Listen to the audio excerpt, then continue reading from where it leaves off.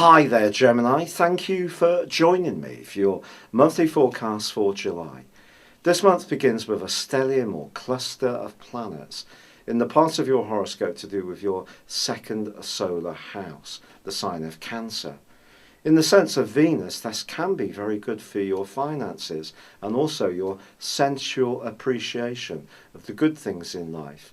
Mercury, your ruler, is asking you to think in a dry way about how you can maybe improve your lot, but it's the Sun which is linking brilliantly to Neptune in week 1, which asks you to really feed into your imagination when it comes to trying to improve how you feel about yourself in terms of your self-worth, but also how you may improve your income.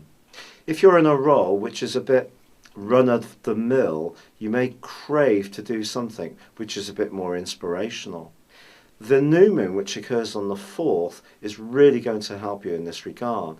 But if you're a maker and creator or crafter by nature, then certainly this early part of the month can see you entering into things with a real flourish. However, there is going to be an interesting phase between the 5th and the 11th, when your ruler Mercury and the Sun combine but go face to face with Pluto in your sector of long-term resources. This particular aspect can work out in a number of ways. You may encounter someone who you find to be physically very attractive. It may be hard to understand why, because there may be some kind of aura around them as much as their looks which draws you to them. It could be quite a mesmerizing attraction. Doesn't necessarily mean that you have similar values though, and values are what really makes relationships work well, similar or at least values that can be understood.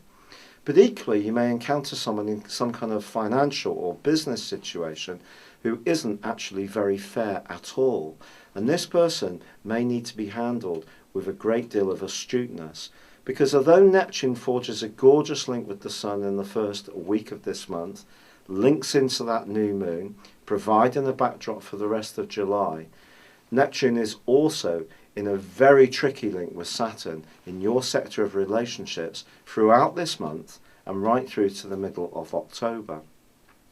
Saturn's about the structure, and in Sagittarius it's about the structure of your relationships.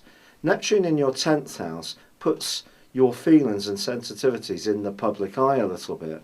But it also means when it comes to professional relationships, it may seem that whoever you're reaching out to, not everyone's going to be as straight dealing and fair as perhaps you'd like them to be. You also need to be conscious of your own motives and attitudes too. So that clash between the Sun and Mercury, between the 5th and the 11th, and Pluto may bring any discourse to the fore. You may have to stand your ground, you may have to assert your position, or it's possible that someone will be totally unfair, and that's a situation that you need to try and anticipate. So think carefully before that series of days about any discussions that you may have. Or as I say, it could play out by just a huge attraction to someone that you encounter that you really fancy. The other thing that can happen with that particular opposition is that you may be tempted by some big ticket item and have a kind of craving to have it right away, one which may be quite hard to resist. It could be linked to a mode of transport, and for most of us that is obviously a car, an automobile.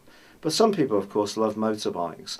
But if you find yourself tempted by having something new and something that will get you from A to B even quicker and give you even greater style, think about how you're going to pay it off, the impact it would have on your savings, or the impact it would have on your cash flow if you decide to finance it longer term. Also think about what would happen if your situation as it is now ultimately changed.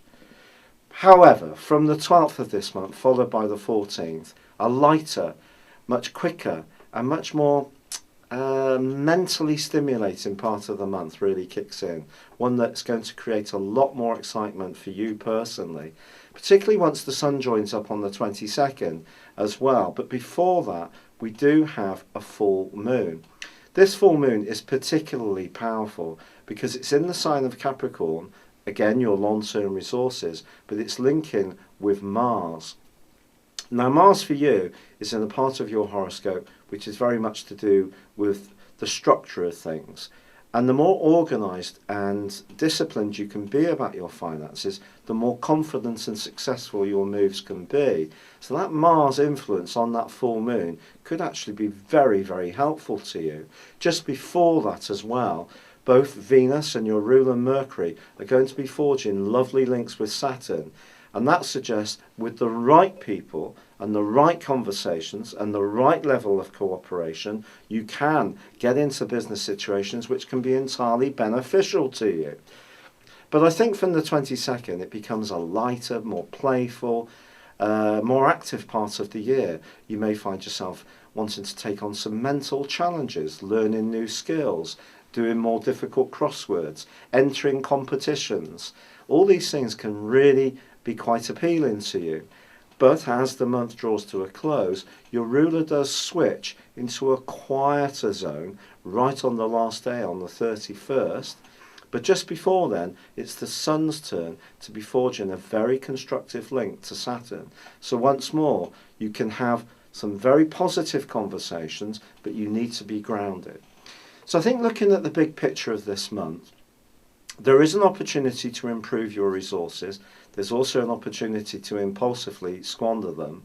You may have an opportunity to put yourself in the spotlight, but you may have to work with someone influential that you don't trust or don't like very much. But there are going to be times this month when you can link together with people you really click with. And as long as you make the right links with the right associates, those ties can go from strength to strength. It's been a real pleasure being with you. Thank you for joining me. Good luck and goodbye for now.